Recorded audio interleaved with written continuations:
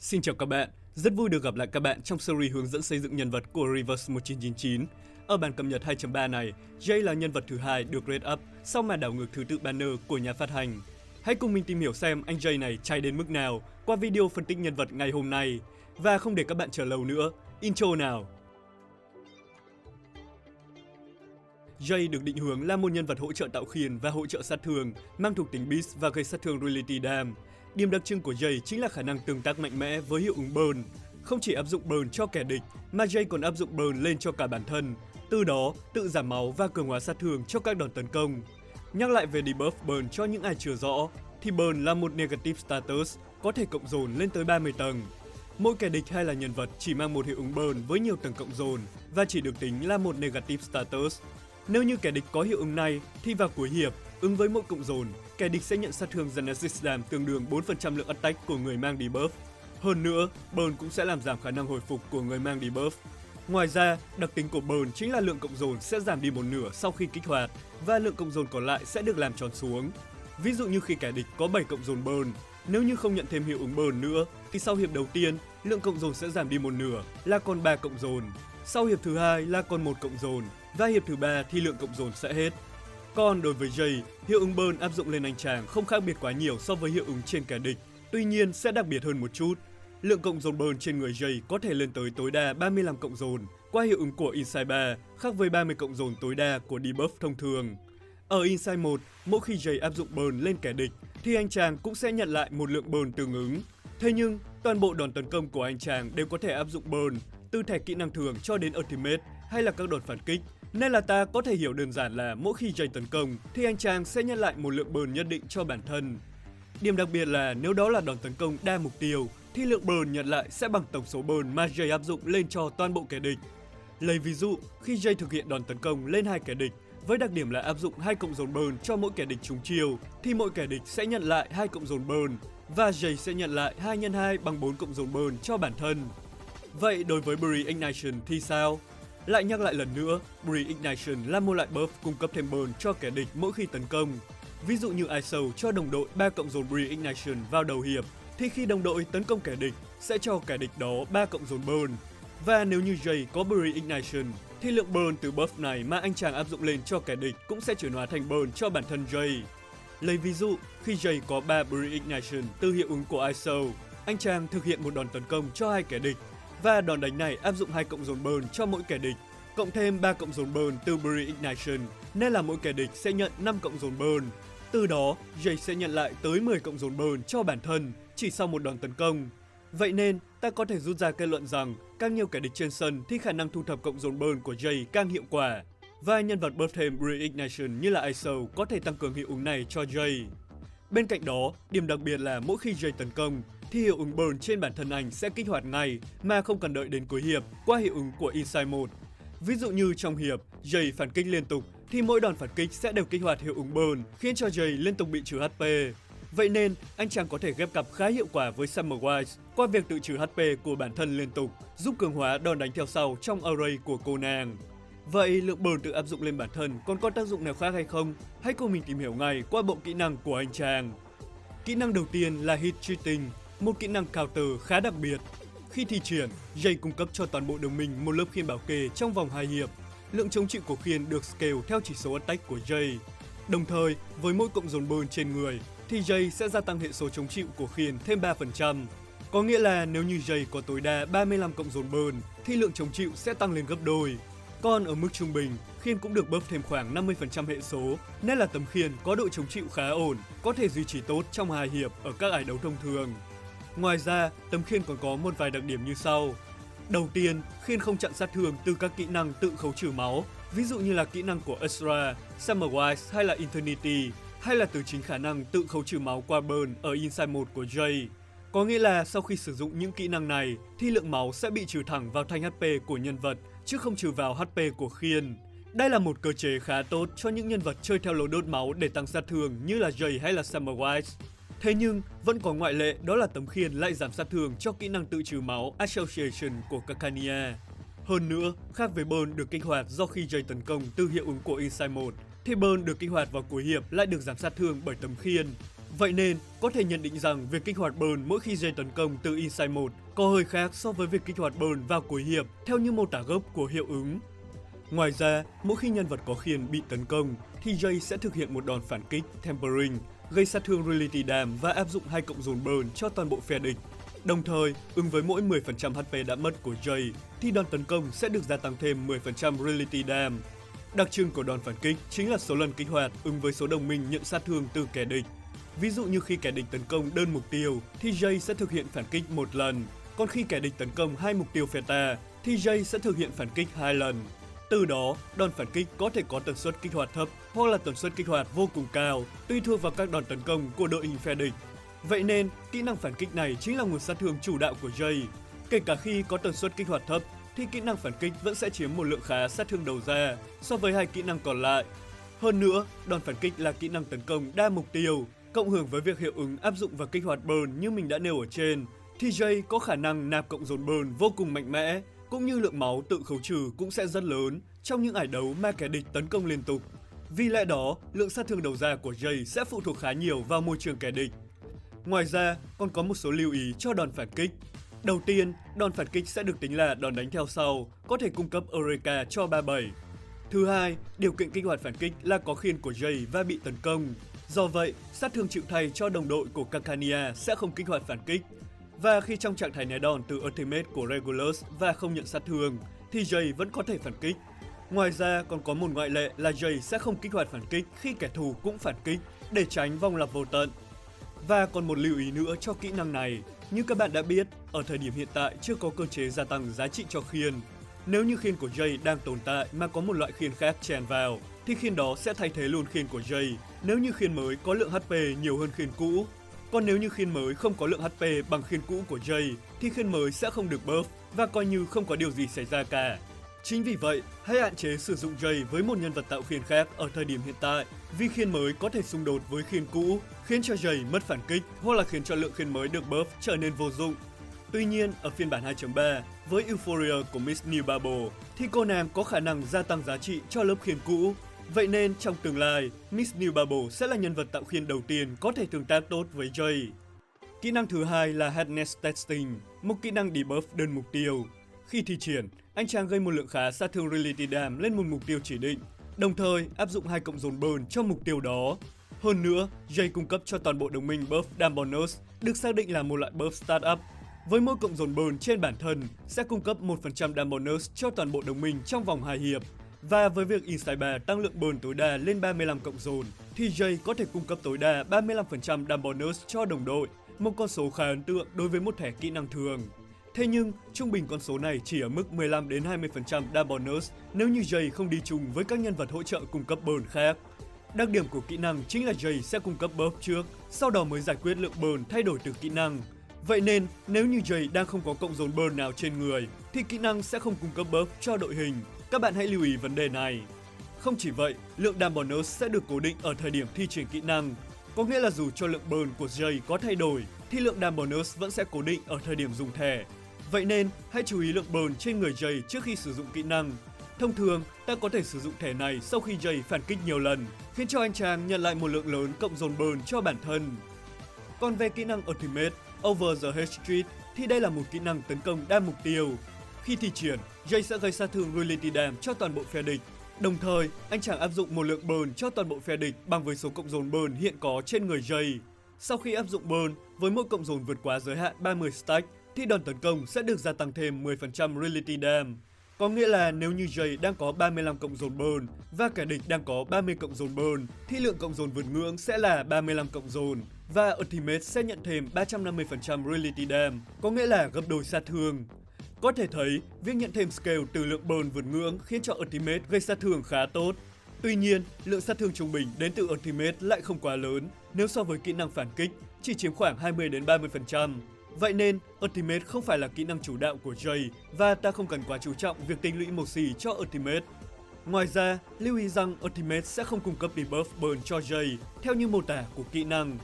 Hơn nữa, Ultimate tấn công toàn bộ phe địch, nhưng lượng burn vượt ngưỡng sẽ được tính toán dựa trên mục tiêu mà ta chọn và lượng tăng sát thương sẽ được tính toán cho toàn bộ phe địch. Vậy nên, có một mẹo nhỏ khi sử dụng Ultimate của Jay là các bạn hãy chọn nhắm vào kẻ địch có lượng burn lớn nhất. để sát thương từ Ultimate được tối ưu nhất. Bên cạnh đó, sẽ không có giới hạn trên cho lượng burn vượt ngưỡng từ Ultimate. Thế nên, nếu như các bạn muốn núp một đòn thần mạnh từ Ultimate của Jay, các bạn có thể tích một lượng lớn cộng dồn Pre-Ignition cho anh chàng, sau đó sử dụng Ultimate thì sẽ cho ra một lượng sát thương bùng nổ. Về Insight của Jay thì Insight 2 sẽ tăng 8% đam bonus khi vào trận, còn các hiệu ứng khác từ Insight chủ yếu liên quan đến cộng dồn burn trên bản thân. Ở Insight 3, nếu như Jay trong trạng thái burn thì anh chàng sẽ được miễn nhiễm với debuff Freeze và Cold. Đồng thời, khi bắt đầu hiệp, nếu Jay ở dưới 50% HP thì anh chàng sẽ thanh tẩy toàn bộ debuff Negative Status và Stat Down, ngoại trừ burn, và nhận thêm 20% tỷ lệ bạo kích cho bản thân. Ngoài ra, ở Insight 1, với mỗi cộng dồn burn trên bản thân, thì Jay sẽ nhận lại một lượng phần trăm attack tương ứng với 50% số cộng dồn hiện có. Nghĩa là ví dụ như Jay có 10 cộng dồn burn trên bản thân, thì anh chàng sẽ được gia tăng 5% attack. Cộng hưởng với việc Insight 3 tăng lượng cộng dồn tối đa cho Jay lên 35 cộng dồn, thì anh chàng có thể nhận tối đa 17,5% attack qua hiệu ứng này, một lượng buff tấn công khá đáng kể. Bên cạnh đó, Insight 1 giúp anh chàng giảm bớt 50% lượng sát thương nhận phải từ burn trên bản thân và không làm lượng HP của Jay giảm xuống dưới 15% HP qua hiệu ứng này, giúp cho Jay giảm thiểu lượng sát thương nhận phải khá hiệu quả khi duy trì lượng cộng dồn burn ở ngưỡng cao. Nhìn chung, với hàng loạt hiệu ứng tăng cường từ Insight cho ngưỡng máu thấp và khả năng tự khấu trừ máu của bản thân khá mạnh mẽ qua việc áp dụng và kích hoạt burn liên tục từ các đòn phản kích, thì Jay sẽ hoạt động hiệu quả nhất khi anh chàng ở ngưỡng dưới 50% máu. Khi này, việc tự trừ máu của bản thân từ burn giúp cho Jay cường hóa lượng sát thương gây ra một cách tối ưu. Thế nhưng, việc tự trừ máu cũng có mặt bất lợi, đó chính là khả năng duy trì của bản thân.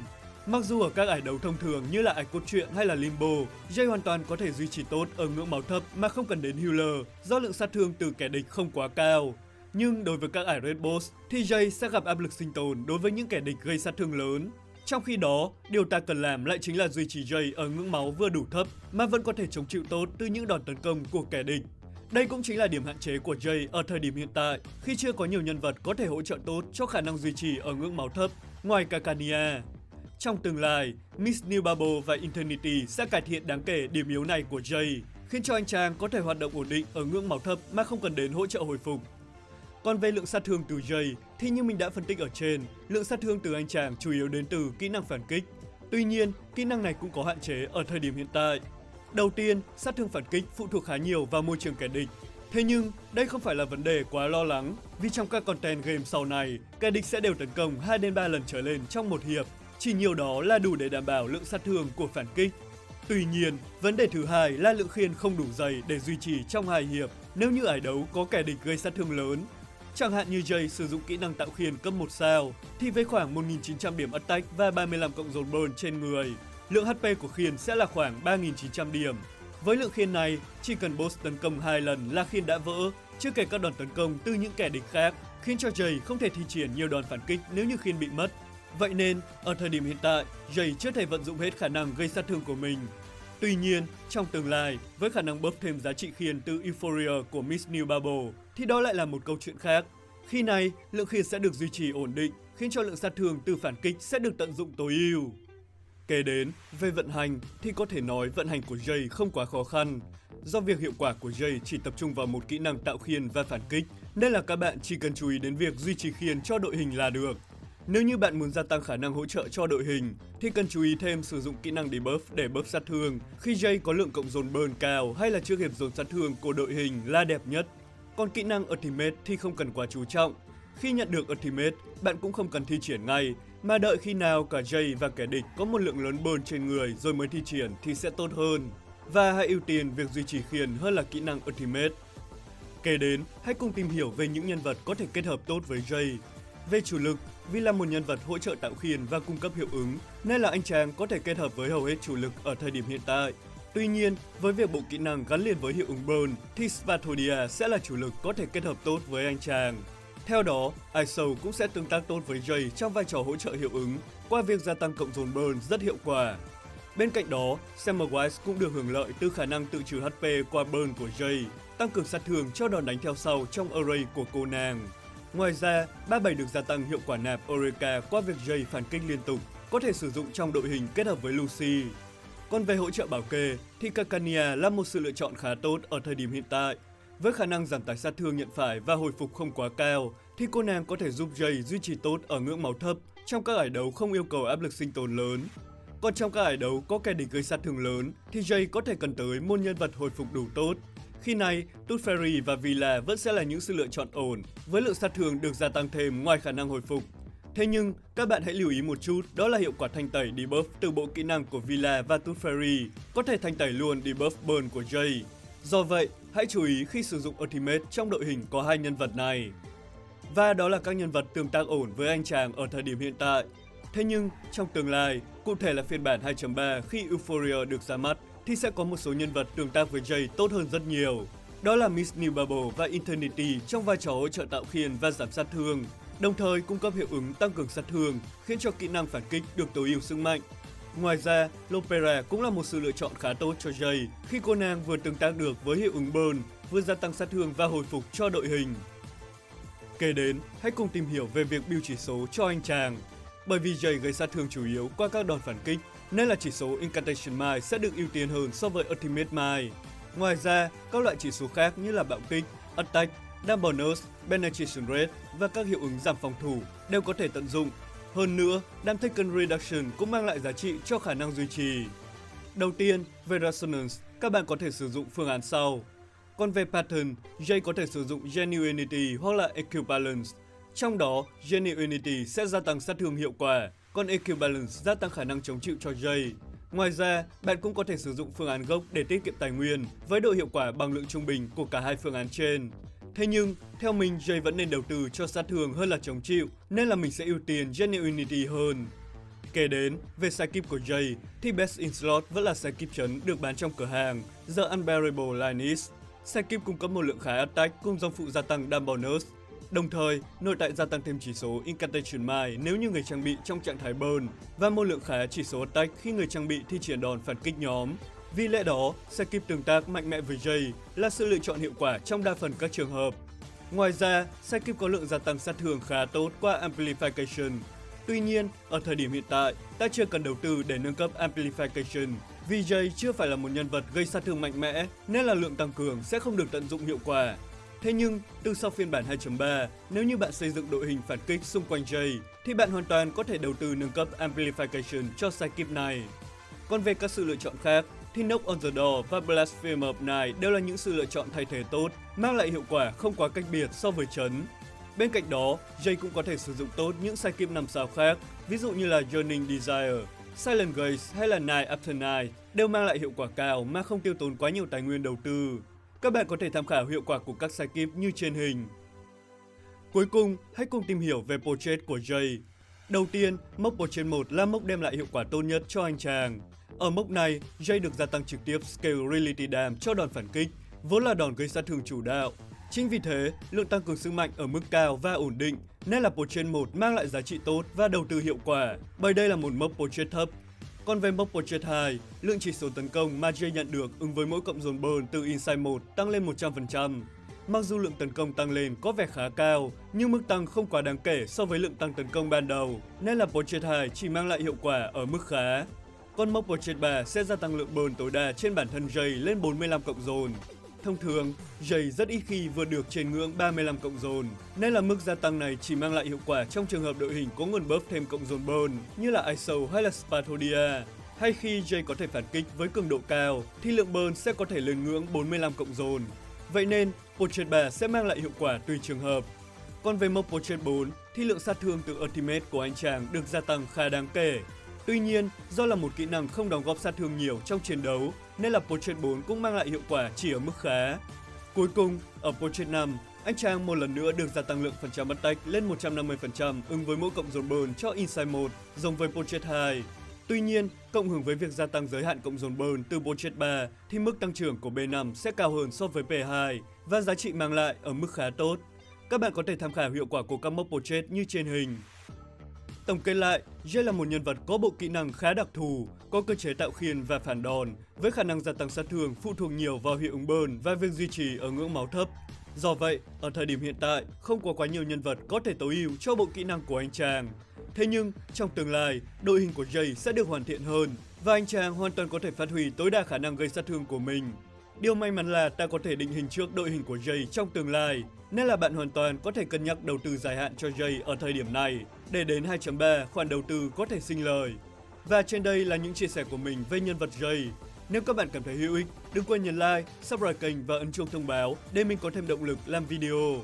Mình là Umi từ Bubble Channel. Xin cảm ơn và hẹn gặp lại!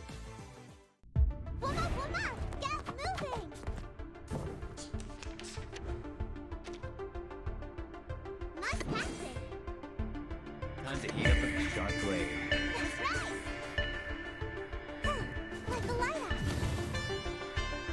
My turn. Why don't I introduce you to the lady in my life?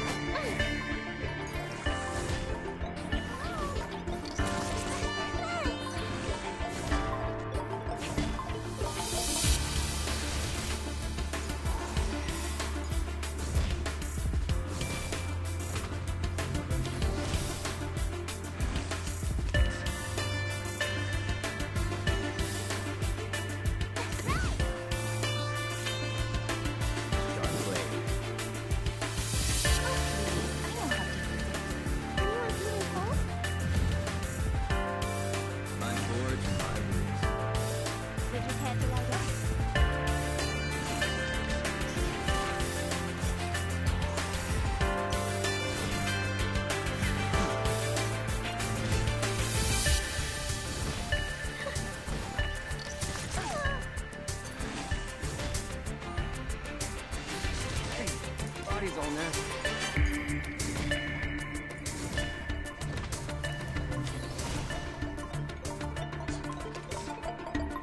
Time to heat up the forge. Sharp blade.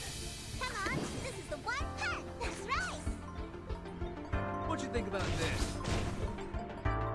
My turn. Witness my victory!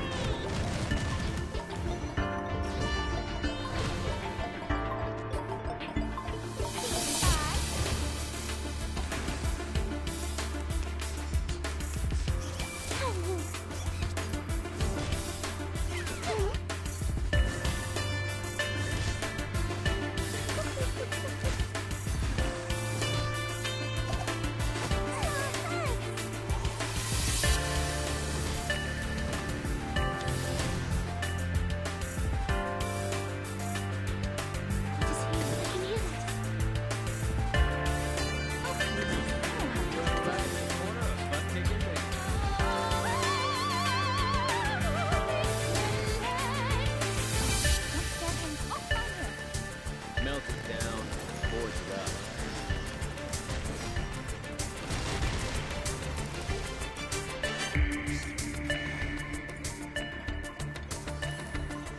The curtain.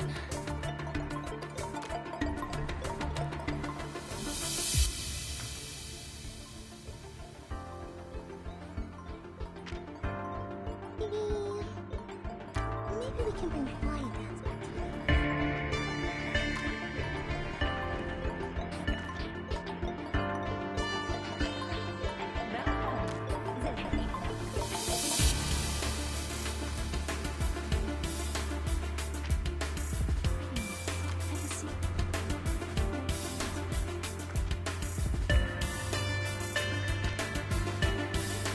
Easier to fight here than a back alley.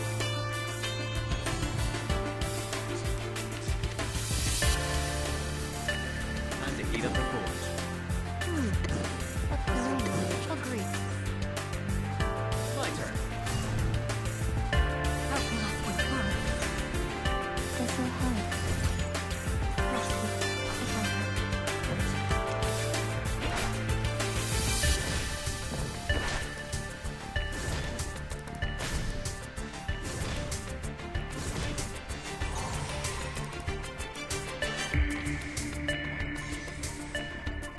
I hope you like a splash of red. Sharp blade. With love. Time to heat up the forge. Close your eyes. It will all be over soon.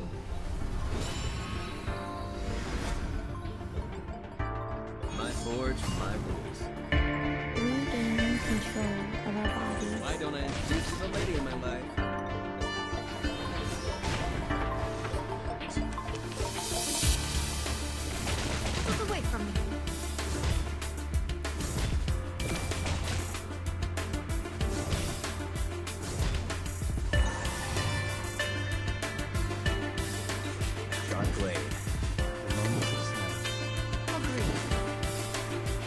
hardest to feel. We walk along Our victory comes in a tide of blood. Now, to preserve this memory, Wanna catch a ride with me?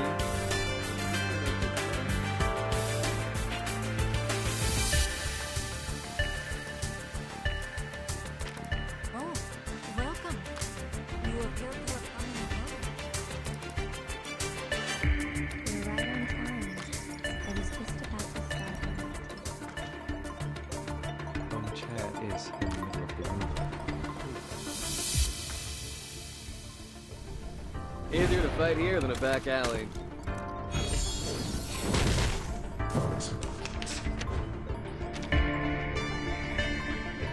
Agreed.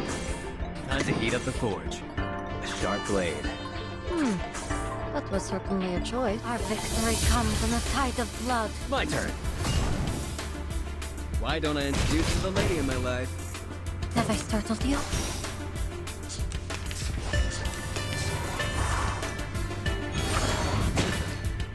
Run, start running.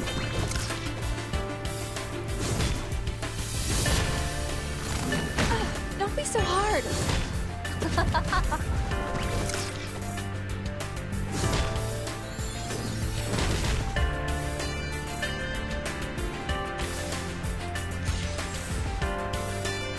Sharp blade. Handle it gently.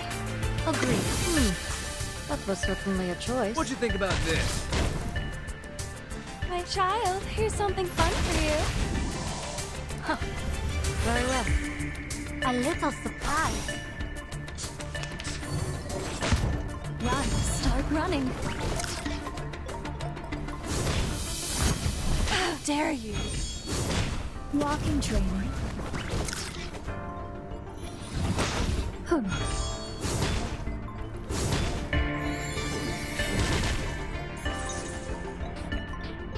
Time to heat up the forge. Agreed. A sharp blade. That was certainly a choice. My forge, my rules. Our victory comes in a tide of blood. 8th Street style. Have I startled you?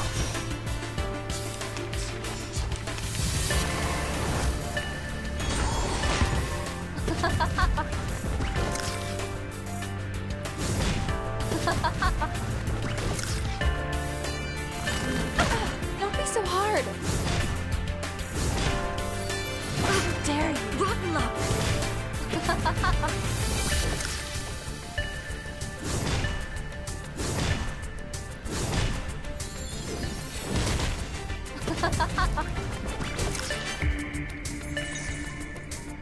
I hope you like a splash of red. That was Time to heat up certainly the a forge. choice. You're on a ride to the corner of butt kicking Maine. Close your eyes. It will all be over soon.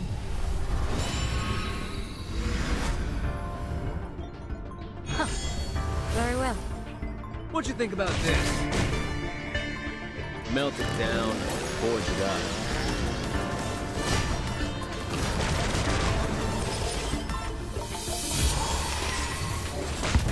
Walking trainer.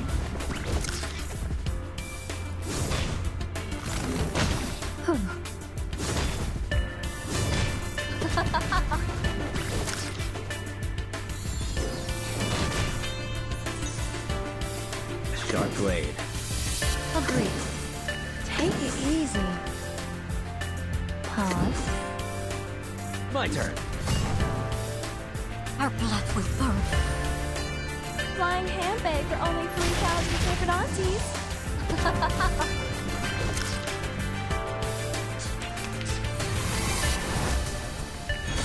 How dare you? Body's all Walking matched. trainer.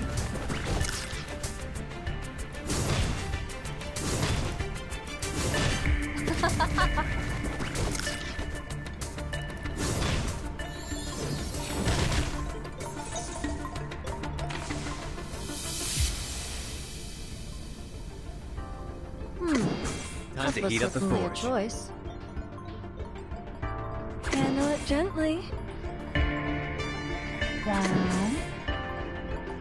Our victory comes in a tide of blood. Why don't I introduce you to the lady in my life? Flying handbag for only 3,000 turbidantes.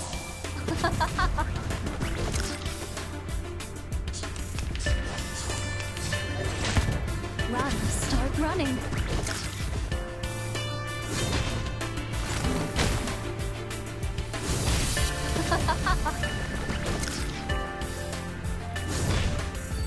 How dare you! Not even close, bro.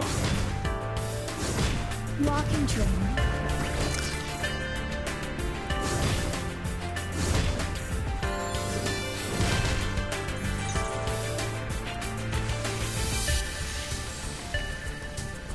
A sharp blade. Time to heat up the forge. That was certainly a choice. Take it easy. I'm an artist with steel. Hate street style.